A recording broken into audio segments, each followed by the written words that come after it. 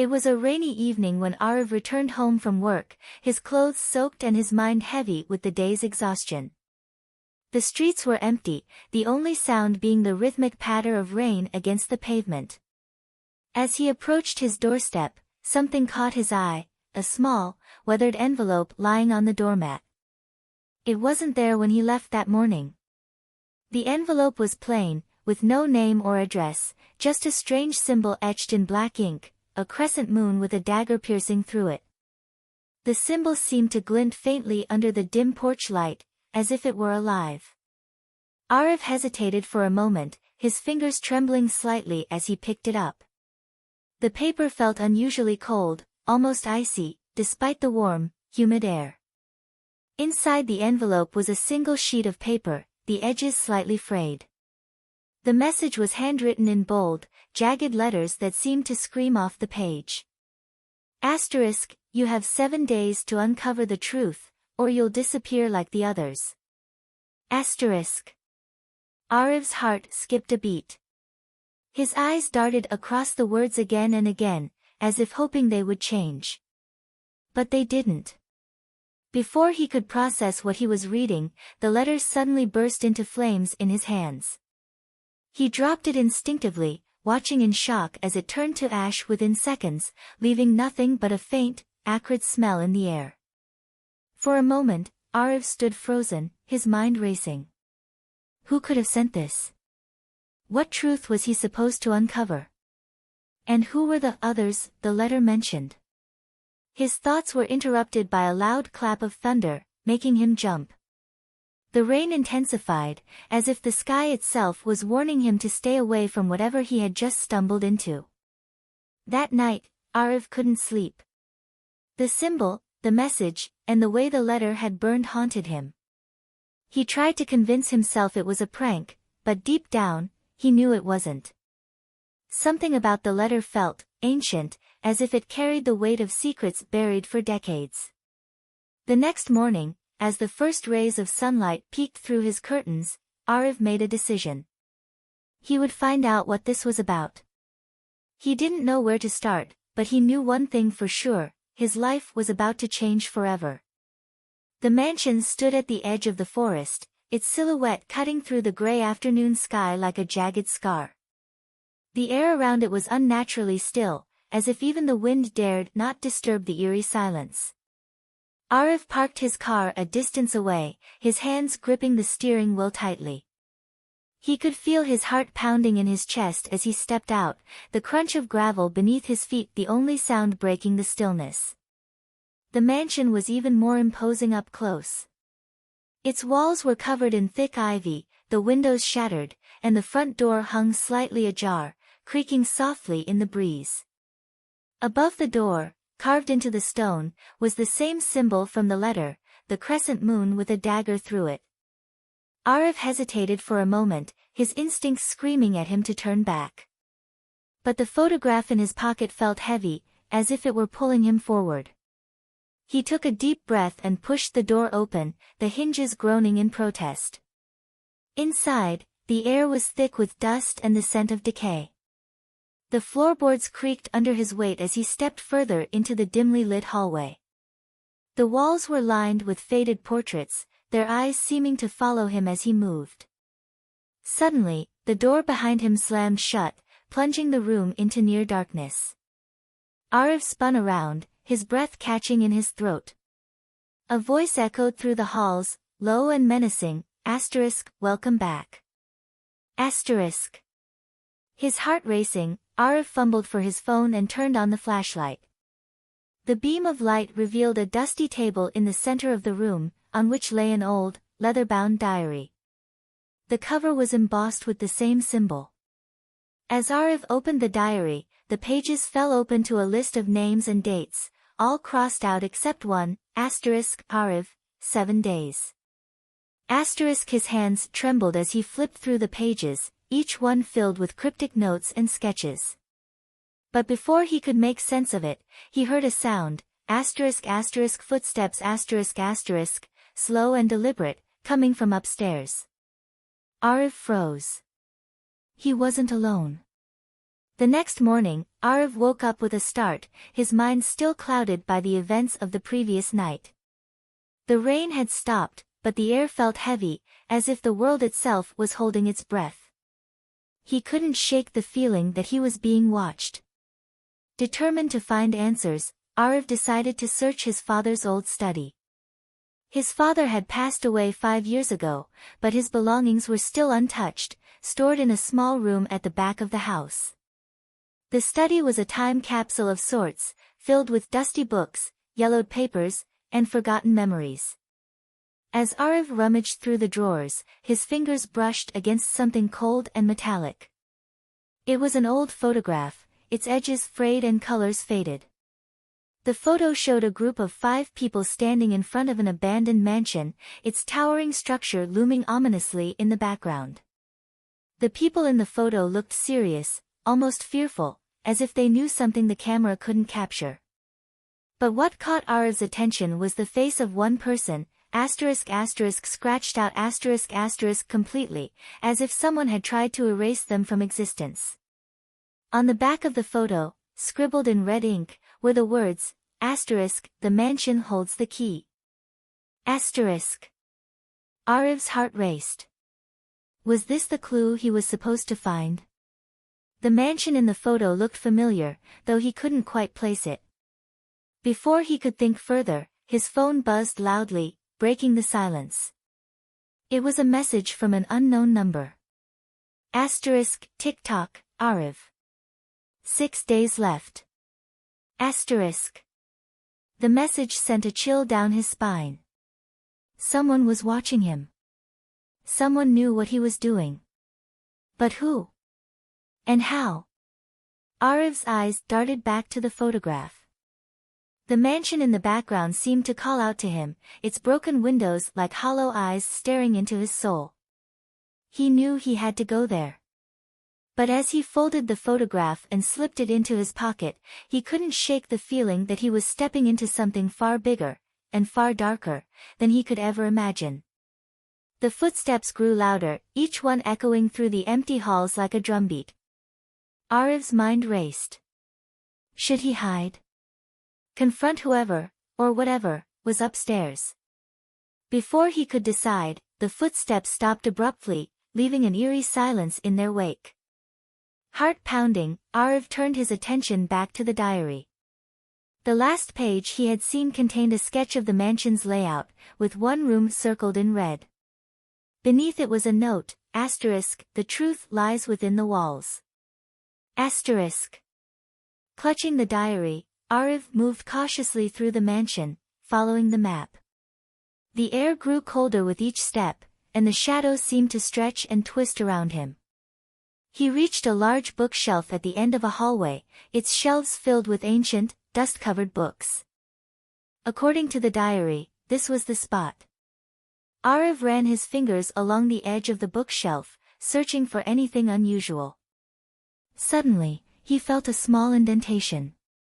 He pressed it, and with a loud click, the bookshelf swung dust-covered books. Open, revealing a hidden door.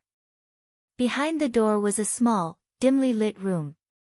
The walls were lined with strange artifacts, a broken clock that ticked backward, a blood-stained knife, and a mirror that didn't reflect his face. Instead, it showed a man staring back at him, his eyes hollow and his face pale. The man in the mirror smiled faintly and whispered, "You're running out of time."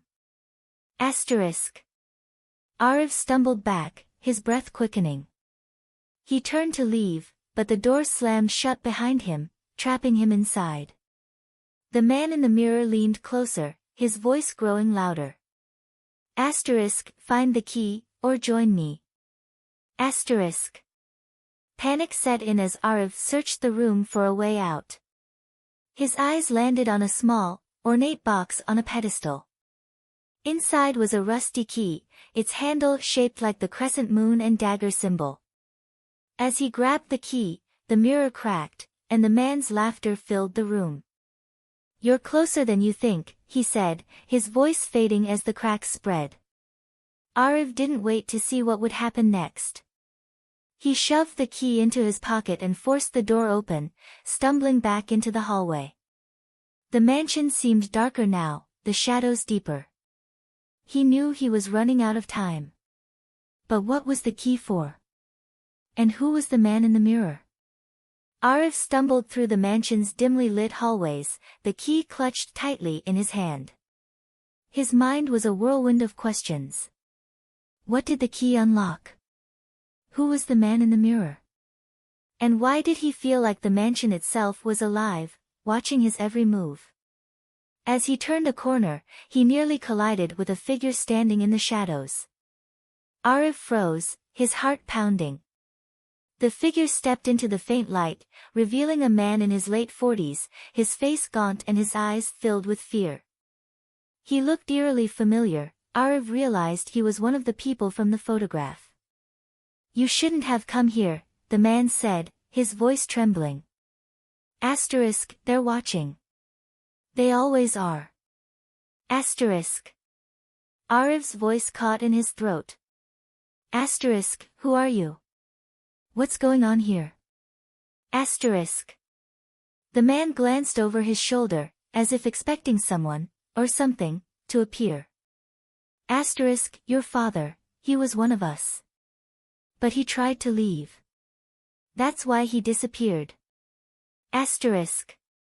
Aarav's stomach dropped. Asterisk, my father. What are you talking about? Who's they? Asterisk. Before the man could answer, a loud crash echoed through the mansion, followed by the sound of footsteps approaching rapidly. The man's eyes widened in panic. Asterisk, there's no time. Take this. Asterisk, he shoved a small, folded piece of paper into Aarav's hand. Asterisk, find the tunnel. It's your only chance. Asterisk. As the footsteps grew louder, the man turned to leave but hesitated. Asterisk, and whatever you do, don't trust the mirror. Asterisk, with that, he vanished into the shadows, leaving Aarav alone once more. Aarav unfolded the paper. It was a crude map of the mansion's basement, with a specific area marked, asterisk, tunnel entrance. Asterisk. The footsteps were almost upon him now. Aarav didn't wait to see who, or what, was coming. He sprinted down the hallway, following the map. The basement door was just ahead, but as he reached for the handle, he heard a voice behind him, a cold, mocking whisper, asterisk, you can't escape, Aarav. Asterisk. He didn't look back. He yanked the door open and rushed down the stairs, the darkness swallowing him whole. The basement was pitch black, the air thick with the smell of damp earth and decay. Aarav fumbled for his phone and turned on the flashlight, the beam cutting through the darkness. The walls were lined with crumbling bricks, and the floor was littered with debris. According to the map, the tunnel entrance was somewhere in the far corner. Aarav moved cautiously, his footsteps echoing in the oppressive silence. The basement felt alive, as if the walls were closing in on him with every step. Finally, he found it, a trapdoor hidden beneath a pile of old crates. The symbol of the crescent moon and dagger was etched into its surface. Aarav's hands shook as he inserted the key and turned it. The lock clicked, and the trapdoor creaked open, revealing a narrow staircase leading into the depths below. The tunnel was even darker than the basement, the air cold and heavy. Aarav descended slowly, the beam of his flashlight barely piercing the gloom. The walls were lined with strange markings, symbols and words in a language he didn't recognize. At the end of the tunnel was a heavy metal door, its surface covered in rust. The same symbol was engraved above it. Aarav pushed the door open, revealing a small, dimly lit room. Inside was a single table, on which sat an old videotape and a dusty VCR. Aarav's heart raced as he inserted the tape and pressed play. The screen flickered to life, showing his father sitting in a chair, his face pale and drawn. If you're watching this, Aarav, I'm already gone, his father said, his voice trembling. Asterisk, the society, they're not what they seem. They promised immortality, but it comes at a cost. I tried to expose them, but they found out. Now, they're coming for you too. The mansion, the mirror, the key, it's all part of their plan. You have to stop them before it's too late. Asterisk. The screen went static, and Aarav's mind reeled. A secret society? Immortality? What had his father gotten involved in? Before he could process it, he heard a noise behind him, a soft, scraping sound. He turned, his flashlight beam illuminating the doorway. Standing there was a figure, its face hidden in shadow. You shouldn't have come here, Aarav, the figure said, its voice cold and hollow.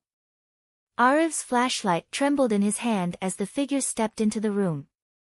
The dim light revealed a man in a dark suit, his face obscured by a hood. His voice was calm but menacing. Asterisk, you've come far, Aarav, but this is where your journey ends. Asterisk. Aarav backed away, his mind racing. Asterisk, who are you? What do you want from me? Asterisk. The man chuckled, a sound that sent shivers down Aarav's spine. Asterisk, we are the keepers of the truth, the guardians of eternity. Your father betrayed us, and now you must pay the price. Asterisk.